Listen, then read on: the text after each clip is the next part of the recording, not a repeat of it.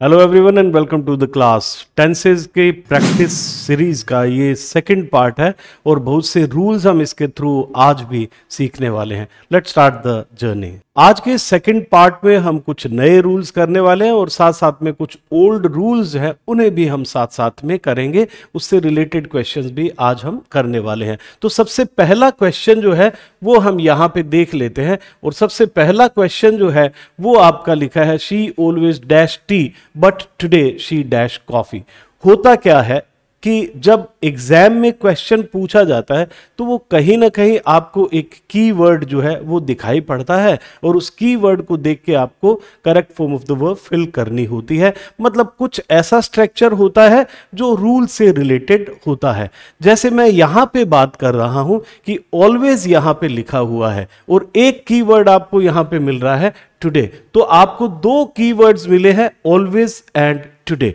तो आप देखिए ऑलवेज आप समझते हैं उसका मतलब क्या है, हमेशा से मतलब है और कोई भी चीज हमेशा होती है मतलब कि वो क्या है, वो एवरीडे रूटीन है और एवरीडे रूटीन जो होता है उसके लिए हम फर्स्ट फॉर्म का यूज करते हैं। पहली बात आप ये ध्यान रखें कि जहां कहीं भी आपको ऑलवेज वर्ड दिखाई देता है पहली थिंकिंग आपकी आनी चाहिए first form of the verb. पहली बात कि अगर कहीं ऑलवेज वर्ड आपको दिखाई देता है तो फर्स्ट थिंकिंग आपके मन में आने चाहिए first form of the verb. और अगर आपको कहीं टुडे दिखाई देता है तो आपकी थिंकिंग आनी चाहिए कंटिन्यूअस फॉर्म की, is, am, are, I N G की। मैं कह रहा हूं कि ऐसा पहले हमें सोचना है, ऐसा नहीं है कि सिर्फ ये ही होता है, इसके बाद भी बहुत चीजें हैं, लेकिन फर्स्ट थॉट हमारा हमें ये समझना है कि ऑलवेज है तो हम first form of the verb use करेंगे और अगर टुडे है तो is, am, are, I N G use करेंगे। इसके अलावा हम जब आगे बढ़ेंगे देखेंगे कि ऑलवेज के लिए हम सेकेंड फॉर्म भी यूज कर रहे हैं, हम टुडे के लिए सेकेंड फॉर्म भी यूज कर रहे हैं, लेकिन आज जो हम बात कर रहे हैं वो आपको ये सोचना है कि अगर कहीं ऑलवेज दिखाई दे रहा है तो first form of the verb use करनी है और अगर टुडे दिखाई दे रहा है तो is, am, are, I N G आपको यूज करना है। तो जैसे ऑलवेज है वैसे ही एवरीडे हो सकता है, वैसे ही यूजुअली हो सकता है, वैसे ही ओफन हो सकता है।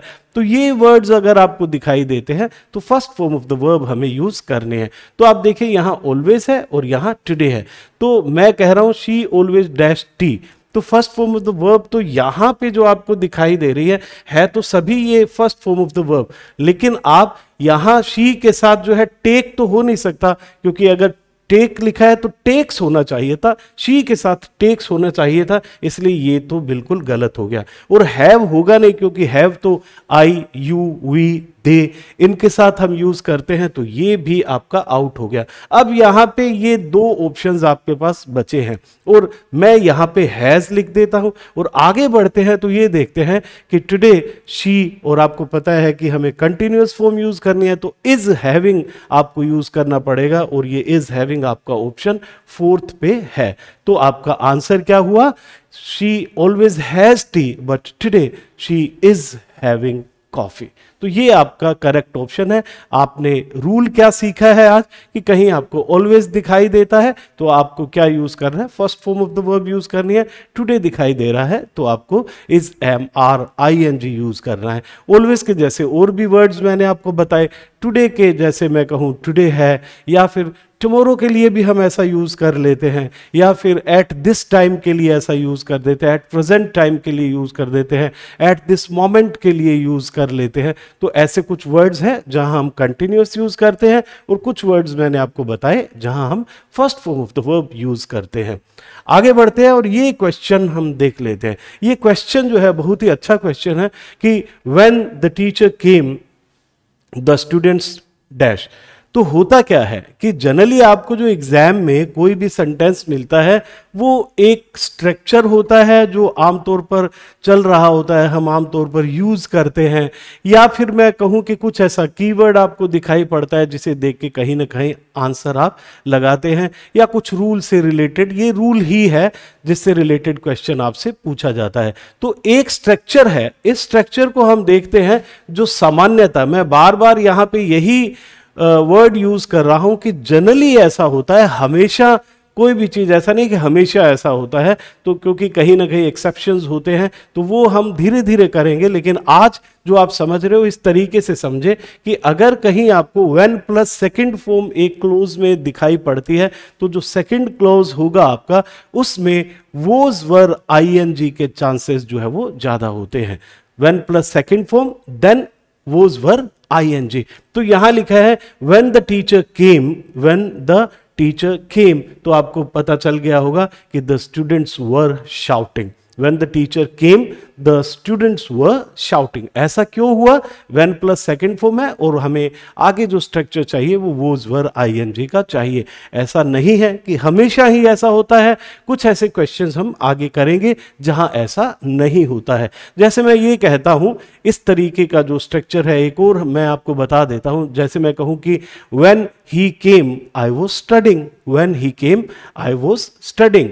तो इस तरीके के सेंटेंसेस खूब आपको मिलते हैं। जनरली इस तरीके का सेंटेंस ही मिलता है। व्हेन प्लस सेकंड फॉर्म है तो आपका दूसरा क्लोज जो होता है वो वोज वर आईएनजी में होगा। तो आपका ये ऑप्शन, सेकंड ऑप्शन जो है वो बिल्कुल सही है। आगे बढ़े और ये देख लेते हैं, the students dash away before the teacher केम। ये स्ट्रक्चर आप थोड़ा सा समझे, बहुत ही आसान सा स्ट्रक्चर है। एक कहीं आपको वर्ड दिखाई देगा बिफोर और इसी तरीके से आपको एक वर्ड दिखाई देता है आफ्टर। तो आप ध्यान रखिए कि यदि यहां ये स्ट्रक्चर देख लीजिए, ये had plus third form and इसके बाद जो है वो सेकंड फॉर्म, और ये थोड़ा इस तरीके से अपोजिट हो जाएगा, सेकंड फॉर्म और यहां हैड प्लस थर्ड फॉर्म। तो ये स्ट्रक्चर आप लिख लीजिए। इससे रिलेटेड एक क्वेश्चन पूछ लिया जाता है जो कि बहुत फेवरेट क्वेश्चन होता है टीचर का। तो ये देखिए कि अगर आपको कहीं बिफोर वर्ड मिलता है और इसके बाद में अगर यहां सेकंड फॉर्म लिखी है तो आप समझ जाए कि यहां हेड प्लस थर्ड फॉर्म आ गई। अगर head plus third form given है तो बाद में सेकंड फॉर्म, और अगर ये आफ्टर लिखा हुआ है, यहां आपको सेकंड फॉर्म दी है तो यहां हेड प्लस थर्ड फॉर्म है, यहां हेड प्लस थर्ड फॉर्म है तो यहां सेकंड फॉर्म है। ये हम स्ट्रक्चर, ये सेंटेंस देख लेते हैं। ये आपका रहा बिफोर और इसके बाद यहां पे क्या है, सेकंड फॉर्म। ये देखिए, और यही स्ट्रक्चर है, बिफोर और सेकंड फॉर्म है। तो पहले हम क्या यूज करेंगे, हेड प्लस थर्ड फॉर्म। बहुत ही आसान है कि बिफोर के बाद सेकंड फॉर्म है तो पहले हम क्या यूज कर लेंगे, हेड प्लस थर्ड फॉर्म। और हेड प्लस थर्ड फॉर्म कहां है, ये है आपका हेड प्लस थर्ड फॉर्म। तो सेकंड ऑप्शन आपका बिल्कुल सही है। यहां हो क्या रहा है कि दो स्ट्रक्चर, दो इवेंट्स हो रहे हैं, दोनों ही पास्ट के हैं। तो जब मैं हेड प्लस थर्ड फॉर्म की बात करता हूं तो वो ज्यादा पास्ट है। वो क्या है, वो उससे भी पास्ट है, सेकंड फॉर्म से भी पास्ट होता है। The students had run away before the teacher came. तो स्टूडेंट्स जो थे वो भाग चुके थे टीचर के आने से पहले।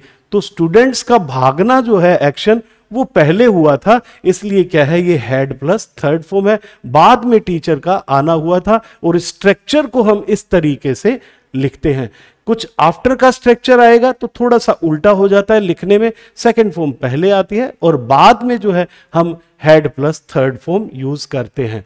तो मैं कुछ इस तरीके से कह सकता हूं कि द टीचर केम, अगर मैं इस सेंटेंस को आफ्टर में लिखता हूं, the teacher came after the students had run.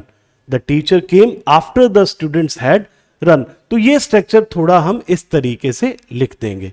तो हम आगे बढ़ते हैं नेक्स्ट क्वेश्चन की तरफ, और ये आपका क्वेश्चन है, I dash already dash my lunch. ये ऑलरेडी जो वर्ड दिखाई दे रहा है, ऑलरेडी है, यट है, या फिर सो फार है, हम कह सकते हैं। देखिए इस तरीके से अगर मैं कहूं ऑलरेडी वर्ड आपको दिखाई दे रहा है, या यट वर्ड आपको दिखाई दे रहा है, जस्ट वर्ड आपको दिखाई दे रहा है। यट की जगह मैं सो फार भी लिख सकता हूं और यट की जगह मैं टिल नाउ भी लिख सकता हूं। तो ये जो वर्ड्स आपको दिखाई दे रहे हैं, ऑलरेडी है, जस्ट है, यट है, सो फार है, टिल नाउ है, तो पहला इंप्रेशन इसका आना चाहिए हैज हैव थर्ड फॉर्म का। पहला इंप्रेशन क्या आना चाहिए, हैज हैव थर्ड फॉर्म का। तो आप कुछ जब साथ साथ में पढ़ रहे हैं, कुछ नोट्स हो सकता है बना रहे हो, तो आप ये वर्ड्स जो है वो हिंट के रूप में, कीवर्ड्स के रूप में आप लिख लीजिए। ऑलरेडी है, जस्ट है, येट है, सो फार है, टिल नाउ है। तो जनरली इनके साथ हम क्या यूज करते हैं, has, have, third form use करते हैं। और यहां देखिए आई है, तो आपको पता है कि हम यहां हैव का यूज करेंगे। और थर्ड फॉर्म आपको कहां दिखाई दे रही है, ये हैड जो है आपकी थर्ड फॉर्म है। तो यहां हैड का मतलब जो है वो टेकन से है, जैसे हम कहते हैं टेक, टुक, टेकन है, उसी तरीके से क्या है, हैव, हैड, हैड है। हैड भी यहां टेकन के सेंस में है, और ये क्या है, यहां पे third form of the verb है। तो ये क्यों गलत है, क्योंकि आई के साथ हम हैज यूज नहीं करेंगे, हम हैड यूज करेंगे, तो हैव यूज करेंगे। तो I have already had my lunch. तो ये आपका करेक्ट ऑप्शन है। और ऐसा क्यों किया आपने, आपको ऑलरेडी वर्ड दिखाई दिया, और ऑलरेडी के साथ आपने क्या यूज किया, हैज, हैव, थर्ड फॉर्म का यूज किया, और यहां पे आई है इसलिए हैव लिखा, और थर्ड फॉर्म यहां पे क्या हुई, हैड हुई। आगे बढ़े और ये देखते हैं, हार्डली एनीवन हियर नाउअडेज। देखिए एक ये बहुत ही अच्छा क्वेश्चन है कि जब मैं नाउअडेज की बात करता हूं, नाउअडेज, ओनली नाउअडेज की बात करता हूं, तो अगर मैं कहूं कि nowadays I am taking some classes, nowadays I am taking some classes, nowadays I am reading a novel, nowadays I am reading a novel, nowadays I am working on this project, nowadays I am working on this project। तो nowadays के साथ generally हम is, am, are, ing use कर रहे हैं। लेकिन एक और वर्ड जो है वो यहां पे आ गया है, हार्डली। तो यहां पे हार्डली और nowadays दोनों वर्ड्स अगर आपको दिखाई दे, तो आपको जो है वो प्रेफरेंस देनी है, वो देनी है हार्डली को। और हार्डली है, स्केर्सली है, सेल्डम है, इन सब के साथ हम क्या यूज करते हैं, first form of the verb use करते हैं। हार्डली एनीवन सिंगुलर है, तो आप फर्स्ट फॉर्म आप देखिए कि सिंगुलर के साथ यहां क्या दिखाई दे रही है आपको, ये कम्स जो है वो बिल्कुल सही होगा। Hardly anyone comes here now a days. तो ये देखिए कि आप नाउ अ डेज के लिए is, am, are, ing use करते हैं। आपने कुछ क्वेश्चन पीछे हो सकता है सीरीज में किया हो ऐसे नाउ डेज से रिलेटेड, लेकिन यहाँ हार्डली अगर आपको दिखाई देता है, हार्डली है, सेल्डम है, स्केर्सली है, ऐसे वर्ड्स अगर आपको दिखाई देते हैं, तो हम first form of the verb use करेंगे। और यहाँ एनीवन जो है वो सिंगुलर है, और सिंगुलर के साथ आप यूज करेंगे फर्स्ट फॉर्म प्लस एस, और ये क्या हुआ, hardly anyone comes here nowadays. ये नेक्स्ट क्वेश्चन है नेवर का। देखिए नेवर जो है दो तरीके से यूज होता है, ये आप थोड़ा सा दिमाग में बैठाइए, बहुत ही अच्छा कॉन्सेप्ट है, आपको समझ आना चाहिए।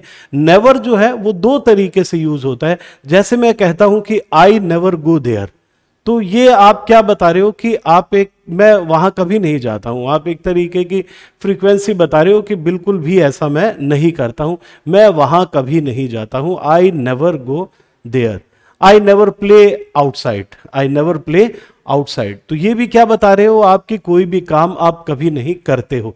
और एक नेवर जो होता है जिसमें आप लाइफ का एक एक्सपीरियंस बताते हो, जैसे आप कहते हो कि मैंने ऐसी बिल्डिंग तो कभी नहीं देखी है, तो ये क्या बता रहे हो, ये आज तक की लाइफ का एक्सपीरियंस आप शेयर कर रहे हो। तो दोनों में फर्क है। जब मैं कहता हूं कि आई नेवर गो आउटसाइड, तो इसका मतलब आप बता रहे हो मैं ऐसा कभी नहीं करता हूं। और जब मैं कहता हूं ऐसी बिल्डिंग तो मैंने कभी नहीं देखी है, तब मैं क्या बता रहा हूं, मेरी लाइफ का एक्सपीरियंस बता रहा हूं। और यहां पे वही चीज है कि I dash never dash such a building in my life, कि मैंने ऐसी बिल्डिंग तो नहीं देखी है। और अगर इस तरीके से लाइफ का एक्सपीरियंस बताना हो नेवर से, तो हम यूज करते हैं हैज, हैव, थर्ड फॉर्म का। और यहां देखिए कि यहां आई है तो हैव होगा, और फिर नेवर के बाद जो है थर्ड फॉर्म जो यूज होगी वो क्या होगी, सीन होगी। और सेंटेंस क्या बना आपका, I have never seen such a building in my life. आपको समझ आ गया होगा कि ऐसा क्यों हुआ है। ऐसा इसलिए हुआ है कि यहां पे आप अपनी लाइफ का एक्सपीरियंस जो है वो शेयर कर रहे हैं, और हैज, हैव, थर्ड फॉर्म से ऐसा आप करते हैं। अब ये क्वेश्चन देख लेते हैं। The students dash for 2 hours when the teacher केम। एक चीज मैंने आपको पिछली क्लास में बताई थी कि आपको यदि कहीं सिंस प्लस टाइम नजर आता है, फोर प्लस टाइम नजर आता है, तो हम जनरली क्या यूज करते हैं, has been, have been, ing। ये आप ध्यान रखें कि यदि कहीं आपको since plus time, 4 plus time दिखाई पड़ता है तो has been have been ING का हम यूज करते हैं। लेकिन यहां देखते हैं कि एक और जो है घटना घट रही है, और वो क्या है, वो ये है कि यहां पे सेकंड फॉर्म भी यूज हुआ है। तो इसका मतलब ये हम कहां पहुंच गए हैं, पास्ट में पहुंच गए हैं। तो यहां ये आपको 4 2 आवर्स तो दिखाई दे रहा है, लेकिन बात अब कहां हो रही है, बात अब पास्ट की हो रही है। तो हैज बीन हैव बीन ना यूज करके हम क्या यूज कर लेंगे, हैड बीन यूज कर लेंगे। बात इतनी सी है कि हम पास्ट में उसे हैड बीन आईएनजी यूज कर लेंगे, और यहां पे हैड बीन आईएनजी ये ऑप्शन आपको दिया हुआ है। The students had been working for 2 hours when the teacher came। और यहां पे have been क्यों नहीं आया, वो इसलिए नहीं आया कि बात यहां क्या हो रही है, पास्ट की हो रही है, इसलिए had been ing हम यूज करेंगे। और had been ing क्यों यूज की, क्योंकि 4 प्लस टाइम यहां पे गिवन है। आगे बढ़ते हैं और ये देखते हैं कि when he arrives I dash television for 2 hours। फिर से आ गया ये ऐसा ही क्वेश्चन, for 2 hours आ गया है। अब 4 2 आवर्स आ गया, या सिंस आता या 4 आता, तो आपको पता है हम क्या यूज करते हैं, हम यूज करते हैं बीन प्लस आईएनजी। चाहे वो हैज बीन हैव बीन है, चाहे वो हैड बीन है, चाहे वो विल हैव बीन है, या शैल हैव बीन है। तो अब यहां पे जब मैं ये कहता हूं व्हेन ही अराइव्स, तो व्हेन के साथ जब मैं फर्स्ट फॉर्म यूज करता हूं, ये हम पहले भी बात कर चुके हैं कि फ्यूचर की बात अगर हमें फ्यूचर की बात व्हेन से करनी है तो हम व्हेन ही विल अराइव नहीं बोलते, हम फर्स्ट फॉर्म से उसे बोलते हैं व्हेन ही अराइव्स। और यहां व्हेन ही अराइव्स का मतलब क्या हो गया, जब वो आएगा। तो ये क्या हुआ, ये फ्यूचर की बात होगी, फ्यूचर टाइम की बात होगी, इसलिए हम यहां पे भी क्या है, फ्यूचर का यूज करेंगे तो बीन प्लस आईएनजी, लेकिन कैसी, फ्यूचर की बीन प्लस आईएनजी यूज करेंगे। और वो बीन प्लस आईएनजी जो है वो यहां दिखाई दे रही है, आई will have been watching television for 2 hours। तो when he arrives I will have been watching television for 2 hours। तो देखिए ये बीन प्लस आईएनजी वाली हमने जो बात की, अगर प्रेजेंट में है तो has been have been use कर देंगे, अगर पास्ट में है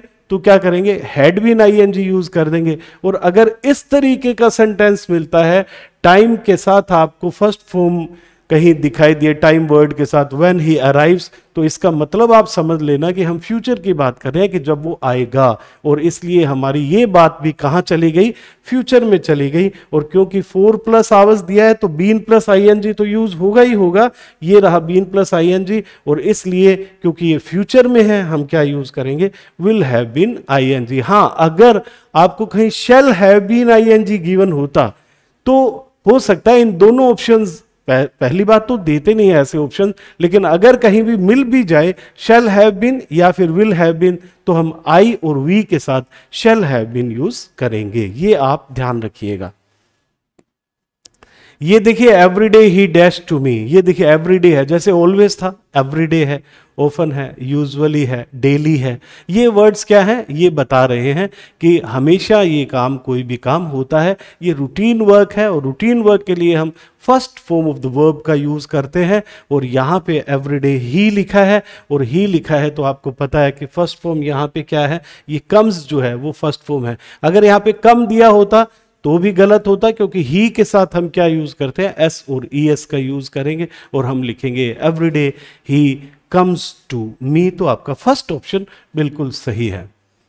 ये क्वेश्चन नेक्स्ट मंडे, ये नेक्स्ट मंडे जो है आपको पता चल गया कि हम फ्यूचर की बात कर रहे हैं, बहुत ही आसान है। नेक्स्ट मंडे आ गया, फ्यूचर की बात है, और फ्यूचर में तो ये कोई तो है नहीं, यही दिखाई दे रहा है, तो हम क्या लिखेंगे, next Monday I shall go there. बहुत ही आसान सा क्वेश्चन था कि next Monday I shall go there. Sometimes the telephone bell dash 30 times a day. ये देखिए, ये समटाइम्स की बात कर रहा हूं तो ये फ्रीक्वेंसी बता रहे हैं, 30 टाइम्स अ डे भी क्या बता रहे हैं, फ्रीक्वेंसी बता रहे हैं। तो जहां कहीं भी काम की फ्रीक्वेंसी बताई जाती है कि कितनी बार हो रहा है, वो कितनी बार हो रहा है, नहीं हम कहे कितनी बार होता है, तो समटाइम्स ऐसा होता है, 30 टाइम्स अ डे होता है, तो हम क्या यूज करते हैं, सामान्यतः हम फर्स्ट फॉर्म वहां पे यूज करते हैं। और यहां लिखा है समटाइम्स द टेलीफोन बेल, क्योंकि सिंगुलर है तो हम यहां पे फर्स्ट फॉर्म रिंग लिखेंगे, और सिंगुलर है इसलिए हम एस भी ऐड कर देंगे। ये ऑप्शन गलत हो जाएगा, ये ऑप्शन आपका बिल्कुल सही हो जाएगा। तो होगा sometimes the telephone bell rings 30 times a day. और ये जो कीवर्ड है वो क्या है, समटाइम्स है, 30 टाइम्स अ डे है। अगर मैं कहूं कि I brush twice a day, तो दिन में 2 बार ऐसा करता हूं, तो क्या है, I brush twice a day. तो हम क्या लगाते हैं, फर्स्ट फॉर्म का यूज हम करते हैं।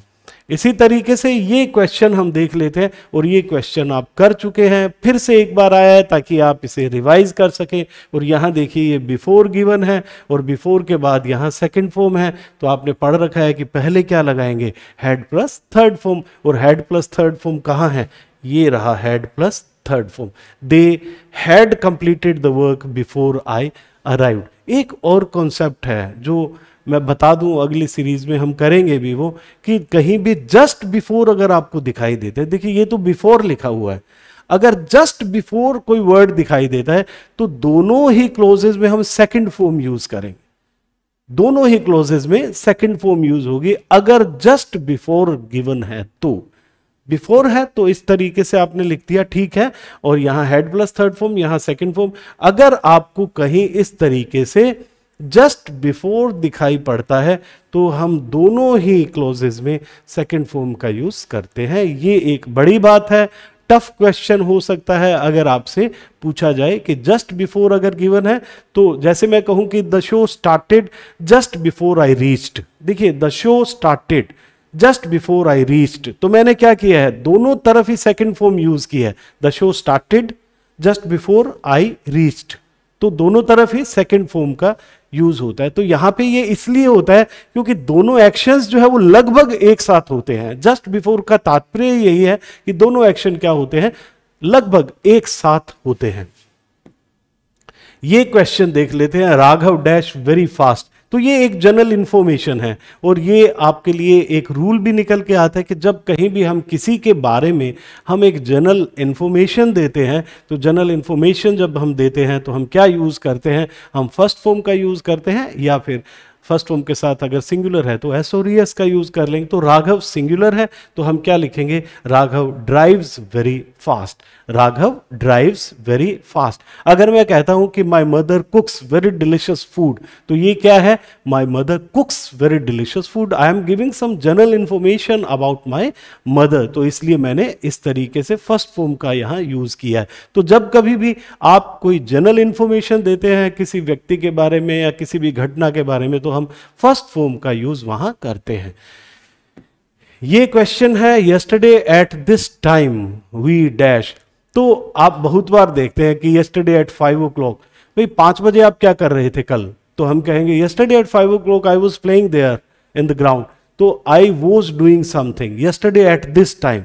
अगर मैं आपको कहूं कि yesterday at this time we were doing the same lesson, we were doing the same lesson yesterday at this time. तो अगर एट दिस टाइम टुडे होता है, टुडे एट दिस टाइम, देखिए समझिए इस बात को, today at this time, today at this time we are studying, yesterday at this time we were studying. आज इस समय हम पढ़ रहे हैं और कल इस समय हम पढ़ रहे थे। तो बहुत अच्छा सा कॉन्सेप्ट है। इस समय जहां आ जाता है तो कहीं ना कहीं कंटिन्यूअस की बात हो रही होती है कि today at this time we are studying and yesterday at this time we were studying. तो यहां क्या होगा, yesterday at this time we were studying होगा।